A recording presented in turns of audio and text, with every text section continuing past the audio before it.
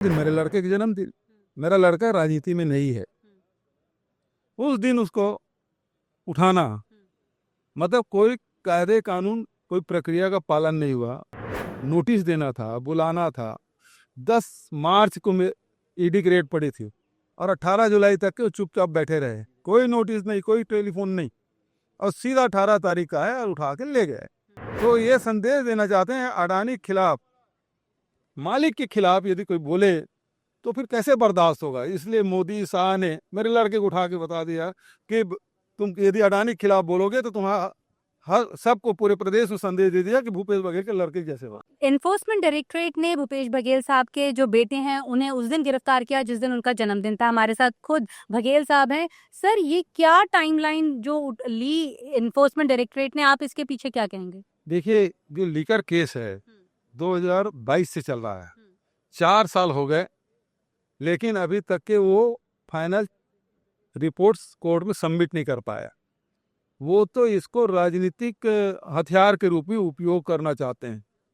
अडानी के खिलाफ तमनार में जो अडानी ने जो पेड़ कटाई किया, उसके खिलाफ हम लोग पूरे प्रदेश के कांग्रेस के विधायक सब जाके उसको विरोध किए, और 18 तारीख को विधानसभा का आखिरी दिन और उसी दिन उस पेड़ पर कटाई के खिलाफ स्थगन प्रस्ताव हम लोगों ने लाया था। और उसी दिन मेरे लड़के का जन्मदिन, मेरा लड़का राजनीति में नहीं है, उस दिन उसको उठाना मतलब कोई कायदे कानून कोई प्रक्रिया का पालन नहीं हुआ। नोटिस देना था, बुलाना था। 10 मार्च को ईडी की रेड पड़ी थी और 18 जुलाई तक के वो चुपचाप बैठे रहे, कोई नोटिस नहीं, कोई टेलीफोन नहीं, और सीधा 18 तारीख का है और उठा के ले गए। तो ये संदेश देना चाहते हैं अडानी के खिलाफ, मालिक के खिलाफ यदि कोई बोले तो फिर कैसे बर्दाश्त होगा। इसलिए मोदी शाह ने मेरे लड़के को उठा के बता दिया कि तुम यदि अडानी के खिलाफ बोलोगे तो तुम्हारा हर सबको पूरे प्रदेश में संदेश दे दिया कि भूपेश बघेल के लड़के जैसे हो। आपके खिलाफ जो केसेस हैं उनका क्या स्टेटस है? ये जब जरूरत पड़ेगी तो उपयोग करेंगे। अभी अडानी के खिलाफ होगा तो अचानक कर लिए, हम लोग तो सोच रहे थे इलेक्शन आएगा तब करेंगे। तो जब से पंजाब प्रभारी बना हूं तब से ज्यादा सक्रिय हो गए हैं, है ना। मैं बिहार भी चल देता हूँ, मैं कर्नाटक भी चल देता हूँ, पिछड़े वर्ग की बैठक में चल देता हूँ।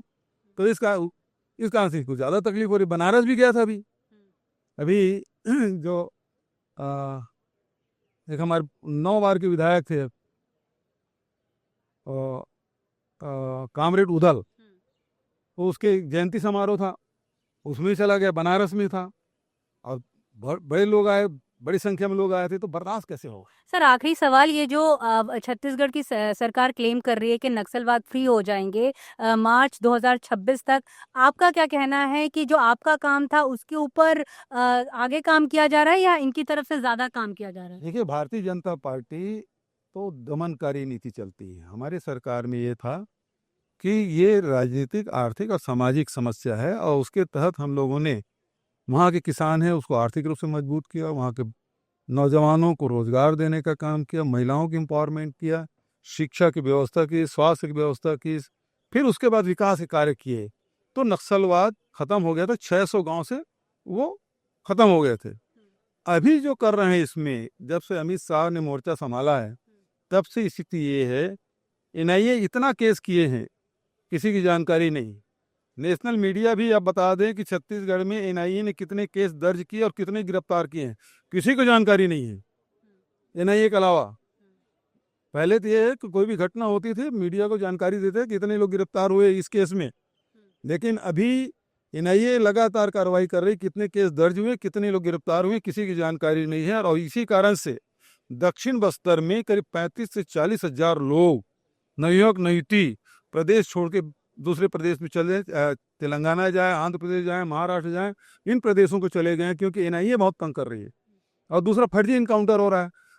अब जो इनका ये दावा करते हैं कि हम नक्सलियों को मारा, तो एक 6 महीने का बच्चा था, तो क्या वो भी नक्सली था?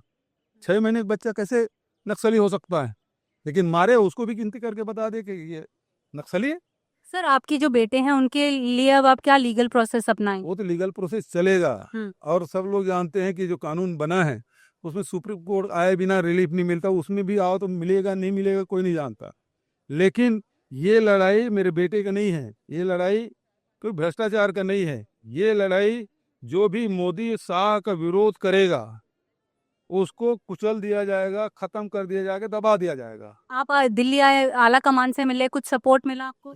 पूरा पहले से पहले दिन ही राहुल जी का फोन आ गया था, प्रियंका जी का फोन आ गया था, खड़गे जी का फोन आ गया था।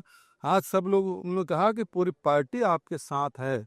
और ये भूपेश बघेल की लड़ाई नहीं है, ये अडानी के खिलाफ लड़ाई है, जो वहाँ जंगल काट रहे हैं, जो वहाँ कोयला अवैध उत्खनन कर रहे हैं, उसके खिलाफ लड़ाई है।